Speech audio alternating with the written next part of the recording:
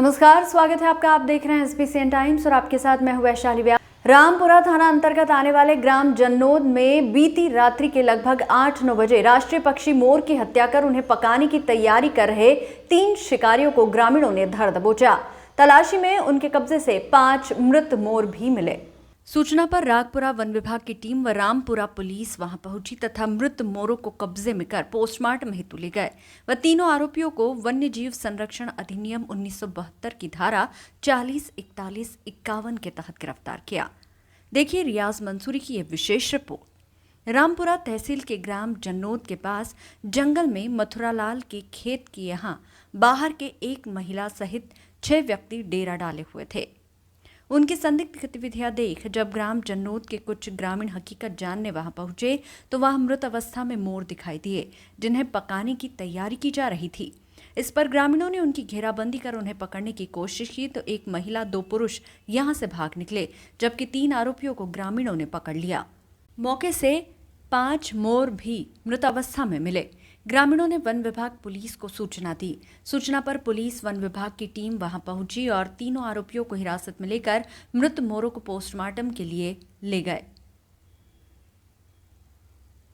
तीनों आरोपी जावत के पालराखेड़ा निवासी होकर नट जाति के बताए गए हैं, जिनके नाम गिरिराज पिता नंदा, धरान पिता शबराम तथा शक्ष्म पिता कन्हैयालाल बताए गए हैं।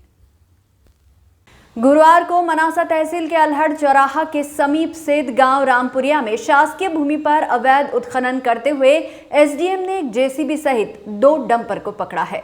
दरअसल एसडीएम को उक्त स्थान पर अवैध उत्खनन की शिकायत प्राप्त हुई थी, जिस पर एसडीएम तहसीलदार औचक निरीक्षण करने पहुंचे, जहां जेसीबी मशीन और डंपर को अवैध उत्खनन करते हुए पकड़ा, जिन्हें मनासा थाने में सुरक्षित खड़ा कर दिया गया है। वहीं इस मामले में जेसीबी मालिक दिनेश पुरोहित निवासी गांव सांडिया के खिलाफ प्रकरण भी तैयार किया गया है और इस संबंध में खनिज विभाग को भी सूचित किया गया। खनिज विभाग की टीम ने भी मौके पर पहुंचकर नियमानुसार कार्रवाई की है। खनिज विभाग और राजस्व विभाग द्वारा मामले का पंचनामा बनाकर आगे की कार्रवाई सुनिश्चित की जा रही है। मामले पर एसडीएम पवन बारिया ने जानकारी देते हुए बताया कि उन्हें सूचना प्राप्त हुई थी कि अल्हेड़ चौराहे के समीप रामपुरिया क्षेत्र में शासकीय भूमि पर अवैध उत्खनन किया जा रहा है, जिस पर मौके पर पहुंचकर जेसीबी मशीन सहित 2 डंपर को पकड़ा है। इन्हें सुरक्षित थाने पर खड़ा किया गया। माइनिंग्स व राजस्व विभाग के द्वारा प्रकरण बनाकर कलेक्टर के समक्ष प्रस्तुत किया जाएगा, तदनुसार आगे की कार्रवाई की जाएगी। 5वीं अनुसूची अंतर्गत अनुसूचित क्षेत्र में निवासरत आदिवासी एवं परंपरागत निवासियों के संवैधानिक अधिकारों की रक्षा और छत्तीसगढ़ के हसदेव अरण्य के संरक्षण करते हुए पर्यावरण एवं जैव विविधता को बचाने आपके हस्तक्षेप को लेकर जयस संगठन मंदसौर ने गांधी चौराहे पर प्रदर्शन कर महामहिम राष्ट्रपति के नाम ज्ञापन सौंपा। जयस ने बताया कि हम सब भारत के पर्यावरण के लिए संवेदनशील नागरिक और आदिवासियों के संवैधानिक अधिकारों की रक्षा के लिए चिंतित नागरिक, हंसदेव अरण्य जगत व निवासरत आदिवासी एवं परंपरागत निवासियों, जंगल के पेड़ों और वहां की जैव विविधता को बचाने तथा आदिवासियों के संवैधानिक अधिकारों की रक्षा एवं समृद्ध जंगल के संरक्षण की अपील करते हैं। आज अरण्य मध्य भारत का समृद्ध पेड़ क्षेत्र है, जो जैव विविधता से परिपूर्ण जगत में विलुप्त एवं विलुप्त के कगार पर चिन्हित वनस्पति और जीव जंतुओं का आवास है। हसदेव नदी और उस पर बने मिनी माता यांगो वाघ का कैचमेंट है, जिसमें जांजगीर, रायगढ़, कोरबा और बिलासपुर जिले की 4 लाख हेक्टेयर जमीन सिंचित होती है। छत्तीसगढ़ राज्य में जो हसदेव जंगल की कटाई हो रही है, उस विषय में आज हम इकट्ठे हुए हैं और आज ये ज्ञापन के माध्यम से हम ये अवगत कराना चाहते हैं कि हसदेव जंगल की कटाई तत्काल प्रभाव से बंद करें, हम वहाँ से हमारे आदिवासी समुदाय को अन्य जगह स्थापित ना करें और जो पर्यावरण का जो एक ढोंग करती है सरकार के पर्यावरण बचाओ, तो वहाँ पर 50,000 से अधिक पेड़ काटे गए, तो कहाँ पर्यावरण सरकार बचा रही है? क्या लगता है कि सरकार मतलब पर्यावरण तो बचा रही है ना, ऊपर उसका शोषण कर रही है, बचा नहीं रही है। केवल वो कहते हैं ना कि मुँह में राम और बगल में छुरी, उस वाला काम वो कर रही है। और हर जगह जहाँ हमारा आदिवासी समुदाय जो जंगल में रहता है, बड़े दुख, जैसे कि एक बच्चे को बड़ा करते हैं उस प्रकार से पौधे को बड़ा करते हैं और वो काटते हैं, तो वहाँ से कहीं जीवों को भी नुकसान होता है। जैसे कि आप हसदेव का देखते हैं, कई जीवों को आज वहाँ से स्थापित करना पड़ रहा है, कई मानवों को वहाँ से जाना पड़ रहा था। इसमें मैं सभी धर्म, सभी मानवों से निवेदन करता हूँ आपके मीडिया के माध्यम से, सभी इस हसदेव जंगल कटाई बंद कराने में आगे आएँ। आपका नाम? संजय खराड़ी, जयेश जिलाध्यक्ष। किन मांगों को लेकर आज ज्ञापन दिया गया? आज जो छत्तीसगढ़ में हसदेव जंगल की जो सरकार द्वारा कटाई की जा रही है, इससे ये पूरे मानव जाति के लिए कहीं न कहीं खतरा पैदा कर रहा है। पेड़ों की कटाई वहाँ पर हो रही है, अधिक मात्रा में पेड़ों की कटाई होने से पर्यावरण असंतुलित होगा, जिससे कई क्षेत्र में अत्यधिक बारिश और कई क्षेत्र में सूखा भी बढ़ेगा। ये पूरे मानव जाति के लिए, जीव जंतु के लिए, हसदेव जंगल में जो पशु पक्षी बहुत सारे जीव जंतु रह रहे हैं, उनको भी कहीं न कहीं नुकसान पहुंचेगा। और ये जंगल की कटाई से पूरे मानव जाति को इसको नुकसान है, तो उसको पेड़ों की जो कटाई है उनको बंद करवाने के लिए हम आज कलेक्टर साहब को ज्ञापन देंगे कि वो जल्द से जल्द इस कटाई को रुकवाएं। आपका नाम? नागेश्वर पाटिल। लोकसभा चुनाव से पूर्व अफीम किसान हुए लामबंद। मालवा, मेवाड़, मध्य प्रदेश व राजस्थान के अफीम किसानों ने मध्य प्रदेश, राजस्थान के तत्वावधान में आज अपनी मांगों को लेकर धरना प्रदर्शन कर ज्ञापन दिया। वहीं सभी अफीम किसान दशहरा मैदान में एकत्रित हुए और धरना प्रदर्शन करते हुए अपनी अपनी बात रखी। सरकार के खिलाफ लामबंद हुए व कलेक्टर प्रतिनिधियों को नारकोटिक्स प्रतिनिधि को अपनी मांगों को लेकर ज्ञापन सौंपा। सभी अफीम नारकोटिक्स प्रतिनिधि को अपनी मांगों को लेकर ज्ञापन सौंपा। सभी अफीम किसानों की मांग है कि जीपीएस पद्धति लागू नहीं की जाए, अफीम में चीरा लगाने की पद्धति को निरंतर रखा जाए, जिससे किसान अफीम की फसल अच्छे से कर सके। वहीं 1997 के बाद के दिन अफीम किसानों के पट्टे काटे गए हैं, उन किसानों के पट्टे बहाल किए जाए। यही मुख्य मांगों को लेकर किसान आज लामबंद हुए और धरना देकर ज्ञापन दिया। इस धरना प्रदर्शन में बड़ी संख्या में मध्य प्रदेश, राजस्थान के अफीम किसान मौजूद रहे। मध्य प्रदेश के अफीम किसान यहाँ एकत्रित हुए, क्या मांगे हैं और क्या प्रमुख ज्ञापन वगैरह दे रहे हैं? जो हमारी प्रमुख मांग है भारत सरकार से है, जिन्होंने रबड़ की पॉलिसी सीपीएस के रूप में जारी कर दी। हमने कभी भी सीपीएस नहीं मांगा, वो थोपा गया सीपीएस पद्धति समाप्त किया जाए और खेत में अभी जो खड़ी फसल है उसको लूटने चीरने का तुरंत आदेश दिया जाए और 97 से जितने भी पट्टे कट चुके हैं उन सबको लूटने चीरने का दिया जाए। ये हमारी डिमांड है, मेजर और प्रमुख। आज किस प्रकार से विरोध किया गया है, किसको ज्ञापन देंगे, क्या रहेगा? हम लोग प्रधानमंत्री महोदय, मुख्यमंत्री को ज्ञापन, वित्त मंत्री को ज्ञापन, कलेक्टर साहब के प्रतिनिधि को देंगे और नारकोटिक्स कमिश्नर को ज्ञापन, नारकोटिक्स कंट्रोलर और आयुक्त ग्वालियर को देंगे। हम कह रहे हैं कि जब जो चीज़ हम लोग नहीं मांग रहे हैं, आप उनको जबरदस्ती क्यों दे रहे हो? जैसे मेरे को शुगर है, गुलाब जामुन नहीं खाना है, आप उनको दिए जा रहे हो। तो अगर आप अच्छा कर रहे हो, प्रधानमंत्री महोदय माना कि अच्छा कर रहे हैं, तो रात के अंधेरे में क्यों कर रहे हो? इनको सबसे पट्टे के पैसे लेकर के लूटा भी है और कूटा भी है। कोई भी पट्टा बिना पैसे का नहीं दिया गया। मैं आरोप नहीं लगा रहा, मीडिया के समक्ष हम आज मीडिया के माध्यम से प्रधानमंत्री महोदय और मुख्यमंत्री महोदय नारकोटिक्स कमिश्नर को बताना चाहते हैं, हम ये आए हुए भीड़ पैसे देकर बुलाई गई नहीं है। ये पीड़ित किसान है, कोई 200 खर्च करके आया, कोई 400 खर्च करके आया, किसी के मजबूरी थी तो भी आया है, कोई ठंड थी तो भी आया। तो प्रधानमंत्री महोदय, हम 24/11/2013 को चित्तौड़ की धरती पर धरना दे रहे थे, आपने वादा किया था वो मेक इन इंडिया का अफीम पट्टा सभी किसानों को दिया जाए। और अभी जो रबड़ की पॉलिसी सीपीएस हमने कभी भी नहीं मांगा था।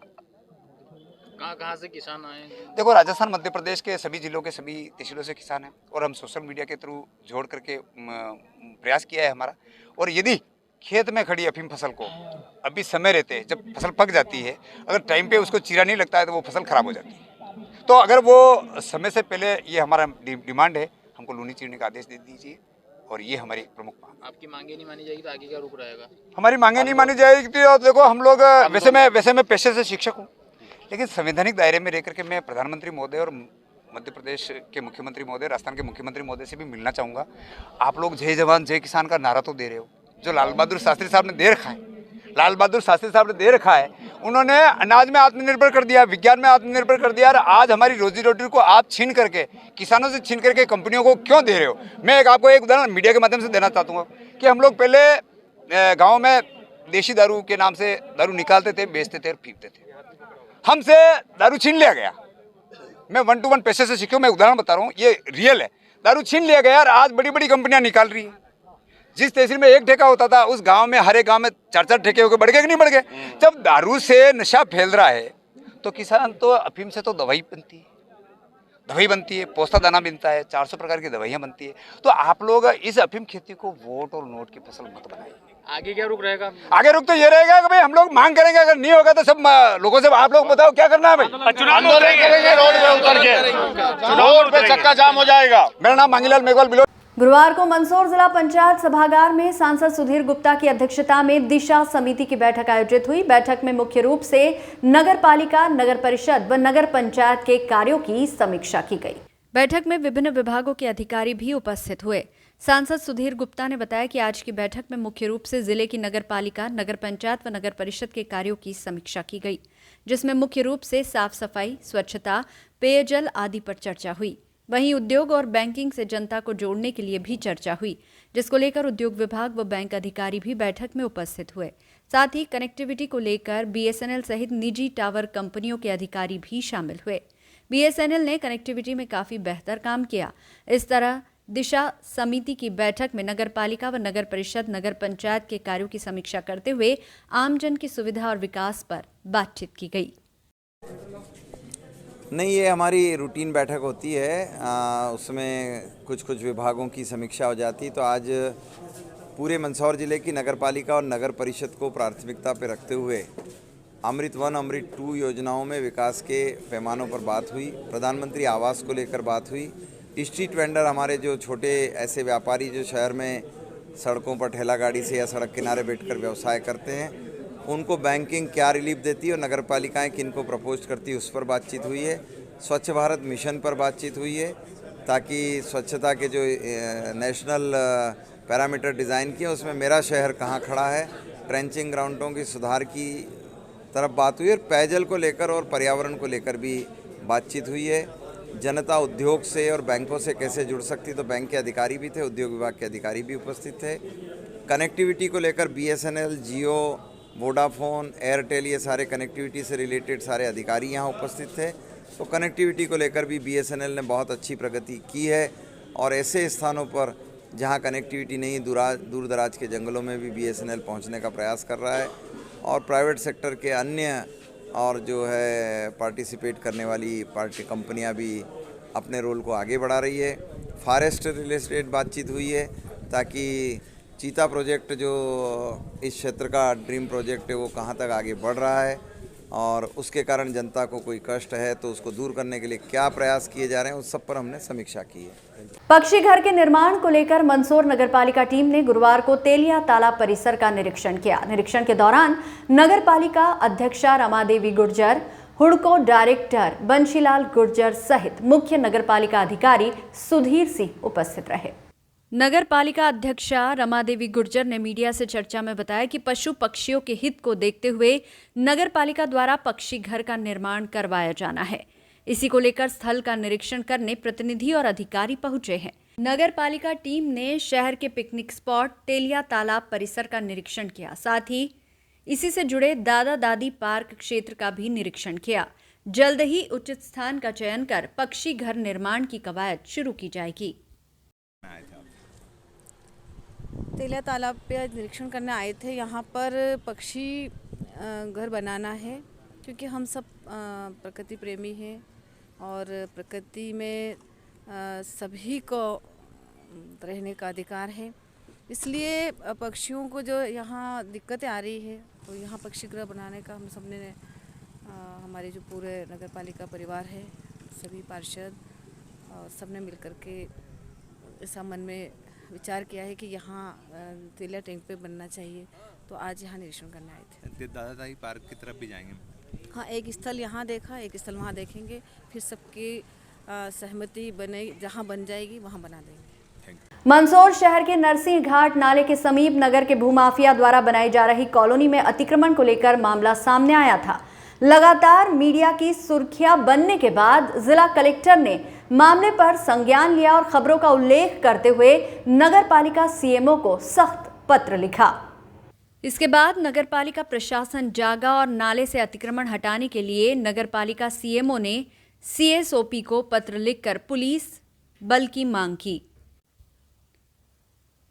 नगर पालिका ने पत्र उल्लेख किया था कि नगर पालिका टीम द्वारा 5 जनवरी शुक्रवार दोपहर 12 बजे ये अतिक्रमण हटाया जाएगा, लेकिन नगर पालिका की कार्रवाई से पहले ही कॉलोनाइजर ने गुरुवार दोपहर बुलडोजर चलाकर अतिक्रमण हटा दिया। बता दें कि शहर के भागवत नगर के पास नरसिंह घाट अखाड़े के पीछे अलग अलग सर्वे क्रमांक की कुल 0.394 हेक्टेयर भूमि पर गौतम विहार कॉलोनी विकसित की जा रही है। यहाँ करीब 80 फीट चौड़ा नाला है। इस नाले पर अतिक्रमण कर कॉलोनी की जमीन पर नक्शे में बगीचा और सड़क बनाई जा रही है। एसडीएम शिवलाल शाक्य ने अपनी टीम से नपती करवाकर नगरपालिका सीएमओ को कहा था कि मौके पर 3100 स्क्वायर फीट नाले पर अतिक्रमण है, इसे तत्काल तोड़ा जाए। नियमानुसार किसी भी नाले के 9 मीटर आसपास निर्माण नहीं किया जा सकता है। नगरपालिका रिकॉर्ड के अनुसार नरसिंह घाट अखाड़े के पास नाला बहता है, वहां भूमाफियाओं ने अतिक्रमण कर इसे नाली में परिवर्तित कर दिया। मामले में वार्ड के पार्षद द्वारा शिकायत की गई थी, जिसके बाद जिला कलेक्टर के संज्ञान के बाद नगरपालिका प्रशासन की नींद उड़ी और अतिक्रमण हटाने का फरमान जारी किया, लेकिन नगरपालिका की कार्रवाई से पहले ही कॉलोनाइजर द्वारा अतिक्रमण हटा लिया गया। और मेरा इस संबंध में निवेदन है मंदसौर नगरपालिका परिषद में भी, मैं वैसे इनको सीएमओ साहब को भी फ़ोन करके अवगत कराता हूं कि ये जो लोग तोड़ करके जो मटेरियल जो है नाले में डाल रहे हैं, इसको भी नाले में डालते हुए तत्काल इनको निकाला जाए, इनको निर्देशित किया जाए कि नाले में न डाला जाए, क्योंकि इससे जो है वापस फिर नाले का भरा तो वो हो ही रहा है, इनका काम ऑटोमेटिक हो रहा है, तो नाले में भराव ना हो, इसलिए ऐसे भराव अन्यत्र डाला जाए। जा रहा है नरसिंह घाट क्या कहेंगे? गौतम विहार कॉलोनी में नरसिंह घाट नाला है और वहाँ पर तहसीलदार ने नापजोख करके ये बताया था कि लगभग नाले में के अंदर 20 फुट का अतिक्रमण किया गया है। तो कल यानी 5 तारीख को 12 बजे एक्शन का दिवस रखा गया है, तो उसी के संदर्भ में नोटिस जारी किया गया है।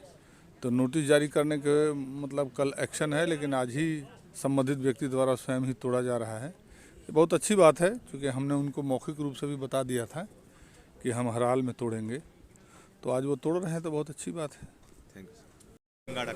माननीय कलेक्टर महोदय का धन्यवाद ज्ञापित करना चाहूँगा कि उन्होंने जो है इस क्षेत्र का संज्ञान लिया और ये जो नाला तेज गति से जो सारे भूमाफिया इसको पैक कर रहे थे, तो उसको कल तोड़ने का जो उन्होंने आदेश जारी किया था 5 तारीख को, लेकिन ये स्वयं ही आज 4 तारीख को तोड़ रहे हैं। और मैं कलेक्टर साहब को एक बात से और अवगत कराना चाहूँगा और अभी लिखित में और एक पत्र और दूंगा इनको कि ये जो 1456 का पूरा नाला आप देख रहे हो, तो धुलकोट बांध से पूरा अल्लेटा खल्लेटा जो पूरा श्रीजी विहार जो पूरी कॉलोनी काटी हुई है, इस नाले को पूरा खुला किया जाए और पूरा घाट जो इसमें बना हुआ और कुएं बावड़ी इन भूमाफियों ने पैक कर दी है, उसको खोला जाए। वरना भविष्य में इसको देखते हुए, बारिश को देखते हुए, जब भी जल भराव की स्थिति है तो पूरा नरसिंहपुरा इसमें जो है डूब क्षेत्र में आ जाएगा और कई जनहानि हो जाएगी, जिसकी जवाबदारी इन भूमाफियाओं को रहेगी। और कलेक्टर साहब ने निवेदन है, हाथ जोड़ के निवेदन इनसे कि इन भूमाफियाओं से मुक्ति दिलाई जाए इस मंदसौर शहर में, कि एक भी नदी नाला इन्होंने किसी जगह नहीं छोड़ रहे हैं। लगातार भूमाफिया नालों पे कब्जे कर रहे हैं, उसी क्रम में अभी मोतिया खाई पे भी कुछ किया लगातार जब कार्रवाई हो ही नहीं रही है तो इनके हौसले बढ़े हुए हैं। क्या कहेंगे जो इनको तत्काल इन पर प्रतिबंध लगा, इनके एफआईआर दर्ज करके इनको गिरफ्तार करना चाहिए। आपने भी यहाँ पे जनसुनवाई में लगा रखी है, अभी नगरपालिका में भी दी है। माननीय कलेक्टर महोदय साहब को एक बार पहले लिख चुका हूँ, जब अभी फिर एक बार पुनः लिख करके दूंगा उनको। तो आज का न्याय मिल गया आपको? ये न्याय नहीं मिला है, इसको ये कहते हैं कि जनता की जीत, तो जनता का दबाव के कारण कलेक्टर साहब ने एक अच्छा काम किया है। आपका नाम? विजय शर्मा पोपट, पूर्व पार्षद नगरपालिका मंदसौर। इस बुलेटिन में फिलहाल इतना ही। लगातार न्यूज अपडेट्स के लिए देखते रहिए SBCN टाइम्स। नमस्कार।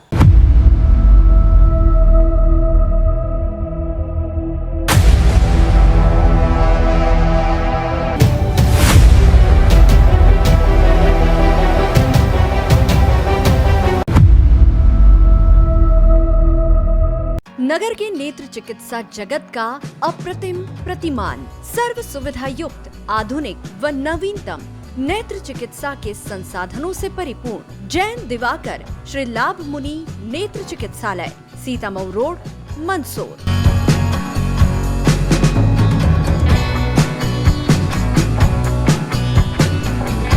विश्व के सर्वश्रेष्ठ उपकरणों के साथ नेत्र परीक्षण एवं ऑपरेशन सुविधा, एक नहीं 2 modular operation theatre, 2 Centurion phaco system, optical coherence tomography, IOL master. चिकित्सालय की स्थापना से अब तक 4 लाख से अधिक रोगियों का नेत्र परीक्षण एवं 57,000 से अधिक ऑपरेशन। आपका चिकित्सालय आपके द्वार की तर्ज पर 534 गाँव में निःशुल्क नेत्र चिकित्सा शिविर आयोजित कर 2 लाख से अधिक रोगियों का परीक्षण। महानगरों की तर्ज पर सिद्ध हस्त डॉक्टर्स की टीम द्वारा संक्रमण मुक्त की गारंटी के साथ मोतियाबिंद ऑपरेशन, सभी नेत्र ऑपरेशन की पूर्ण सफलता का गौरवशाली इतिहास, वातानुकूलित परीक्षण कक्ष, वार्ड एवं लिफ्ट सुविधा, साथ ही कंप्यूटर द्वारा आंखों की जांच, retinopathy of prematurity, contact lens, diabetic retinopathy, glaucoma, retina surgery व भेंगेपन का संपूर्ण इलाज। हमारा पता है Sitamau road, Mandsaur. Mobile number 7067317362, 9685965017, 9460076979।